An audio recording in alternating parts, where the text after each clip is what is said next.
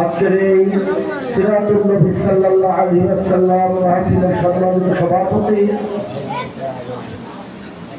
প্রধান আলোচক, অতিথিবৃন্দ, সম্মানিত উপস্থিতি, আসসালামু আলাইকুম ওয়া রাহমাতুল্লাহি ওয়া বারাকাতুহু। ওয়া আলাইকুম আসসালাম ওয়া রাহমাতুল্লাহি। আজকে বৃষ্টি ভেজা রাতে আপনারা এখানে সমবেত হয়েছেন, নিঃসন্দেহে এটা আপনাদের আন্তরিকতা, ইসলামের প্রতি ভালোবাসা, রাসূলের প্রতি ভালোবাসার পরিপ্রকাশ ছাড়া অন্য কিছু নয়। রাসূল করিম সাল্লাল্লাহু আলাইহি ওয়াসাল্লাম আমাদের আদর্শ।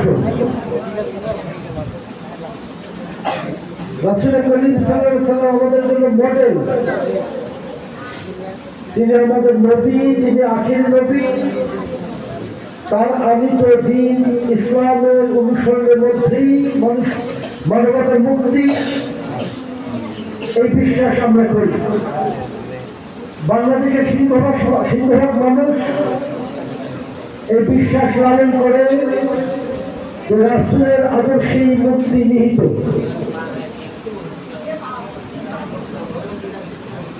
কিন্তু বাস্তবতার আলোকে আমরা যদি লক্ষ্য করি, বিশ্বাস এবং বাস্তবতা আমাদের অনেক সময় এক সরল রেখায় মেলে না। আমরা যা বিশ্বাস করি, বাস্তব জীবনে রাসূলের আদর্শ জীবনের সকল ক্ষেত্রে সেভাবে প্রতিফলন ঘটানোর ব্যাপারে আমরা সচেষ্ট নই। এর প্রধানতম কারণ আমার কাছে মনে হয় যে আমাদের শিক্ষা ব্যবস্থায় রাসূল সাল্লাল্লাহু আলাইহি সাল্লামকে এই 15-16 বছর মধ্যে একেবারেই অনুপস্থিত করে দেওয়া হয়েছে।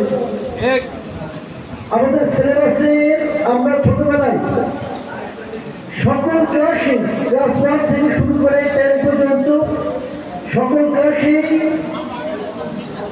আমরা বাংলা সাহিত্যে, ইংরেজি সাহিত্যেও রাসূলের জীবনের বিভিন্ন দিকগুলো আমরা পেতাম।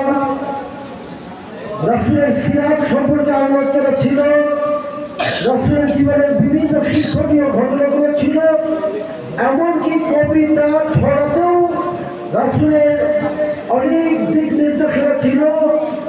শিক্ষণীয় বিষয়গুলো আলোচিত হয়েছে, যার জন্য সেই প্রজন্ম রাসূলকে জানার সুযোগ পেত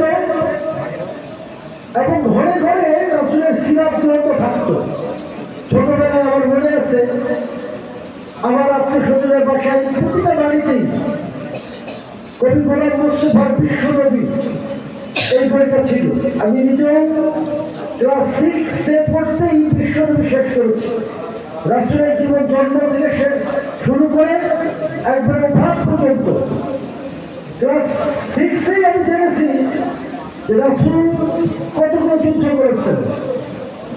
রাসূল হুদায়বিয়ার সন্ধি কাদের সাথে করেছিলেন, হুদায়বিয়ার সন্ধি শর্তগুলো কি ছিল, রাসূলের জন্ম কোথায়, রাসূলের মা কে, বাবা কে, রাসূলের যে সিনা চাপ হয়েছিল, মানে বক্ষ বিতরণ, ওই গোলাম মুস্তাফা সাহেবের বিশ্বনবীতে ছিল বক্ষ বিতরণ, এই শব্দগুলোর সাথে আমরা পরিচিত ছিলাম। কিন্তু আজকে ঘরে ঘরে রাসূলের সিরাত গ্রন্থ ভয় পাওয়া যায় না, বিশ্বনবী আর দেখাই যায় না, আর সিলেবাসে নাই। এই ঘাটতিটা পূরণ হওয়া একমাত্র সম্ভব এই সিরাত মাহফিলের মাধ্যমে। আমি ধন্যবাদ জানাই যুব সমাজকে, তারা এই আয়োজন করেছেন। যদিও বৃষ্টির কারণে মাহফিলটা খুব মানসম্মত হলো না, কিন্তু ভাইদের আন্তরিকতার কারণে আমি বিশ্বাস করি আল্লাহ তাআলার যে সওয়াব, এই সওয়াব দান করবেন। কিন্তু আমরা ব্যাপক উপস্থিতির মাধ্যমে রাসূলের সিরাতকে জানাতে পারতাম, এখান থেকে আমরা পরিচিত হলাম। আমি এভাবেই আমার কথা শেষ করতে চাই। প্রধান অতিথি বক্তব্য রাখবেন বৃষ্টি না সিরাত রাসূলের জীবনীকে এটা আমাদের শিশু মন থেকে শুরু করে বৃদ্ধ পর্যন্ত সকলকেই জানাতে হবে। আমরা ইচ্ছা করলেই ছাত্রদেরকে উপহার দিতে পারি বই, ছোটদের বিশ্ববিদ্যালয়ের একটা বই আছে, এই বইটা যদি আমরা এই বাচ্চাদের দিই তাহলে বাচ্চারা রাসূলের জীবনী সংক্ষেপে জানবে। বিশ্ববিদ্যালয় যদি আমরা পড়ি, আর রাহিকুল মাহতুম যদি আমরা পড়ি, সিরাতে সরাইরা যদি আমরা পড়ি, রাসূলের জীবনী জানতে পারবো। এমনকি আমরা যদি এখন ইউটিউবে সার্চ দেই, রাসূলের জীবনী লিখে সার্চ দেই, অনেক বক্তার বক্তব্য আসবে যেগুলো শুনলেও আমরা রাসূলের জীবন সম্পর্কে জানতে পারবো। গুগলে সার্চ দিলেও রাসূলের জীবনী জানা সম্ভব। মূল কথাটা হলো রাসূলকে জানতে হবে, রাসূলকে বুঝতে হবে। আমরা যে আল্লাহর গোলামি করবো এটা অবশ্যই রাসূলের তরিকায়। রাসূল যে তরিকায় আল্লাহর গোলামি করেছেন এই তরিকায় আল্লাহর গোলামি করতে হবে। আর সেটা করতে হলে রাসূলকে জানতে হবে, রাসূলকে বুঝতে হবে। এই জন্য সিরাত মাহফিলের কোনো বিকল্প নেই, সিরাত গ্রন্থের কোনো বিকল্প নেই। আমি আশা করবো এখানে হাফিজিয়া মাদ্রাসা এবং এখানে কিতাব আছে ফার্সি পহেলি পর্যন্ত সম্ভবত এই বাচ্চাদের সকলেরই রাসূলের জীবনে জানার জন্য যে বইগুলো দরকার এখানে কর্তৃপক্ষ সরবরাহ করতে পারেন, যুব সমাজের বাইরেও সরবরাহ করতে পারেন এবং মাঝে মাঝেই এই আলোচনা সিরাতের আলোচনা বাচ্চাদেরকেও এই ব্যাপারে প্রস্তুত করা যেতে পারে। বই দিয়ে আমরা ছোটবেলায় প্রতিযোগিতায় অংশ নিতাম, এটাকে বলা হয় কুইজ কম্পিটিশন। একটা বই দেওয়া হতো, সেই বইয়ের উপর পড়তে হবে 1 মাস রাসূলের জীবনী, পড়ে ছোট ছোট প্রশ্ন হবে, এইভাবে তাদের পুরস্কৃত করা হবে। এইভাবে যদি আমরা সকল এলাকায় রাসূলের জীবন নিয়ে চর্চা করতে পারি, রাসূলের জীবন নিয়ে প্রতিযোগিতার আয়োজন করতে পারি, আমার বিশ্বাস রাসূলের সিরাত আমাদের জানা সম্ভব হবে। আমি আর কথা না বাড়িয়ে যারা আয়োজন করেছে তাদেরকে ধন্যবাদ জানাই, সেই সাথে সাথে ধন্যবাদ জানাই মাদ্রাসার মহতামিম সহ শিক্ষক মন্ডলীকে, ছাত্রবৃন্দকে, যারা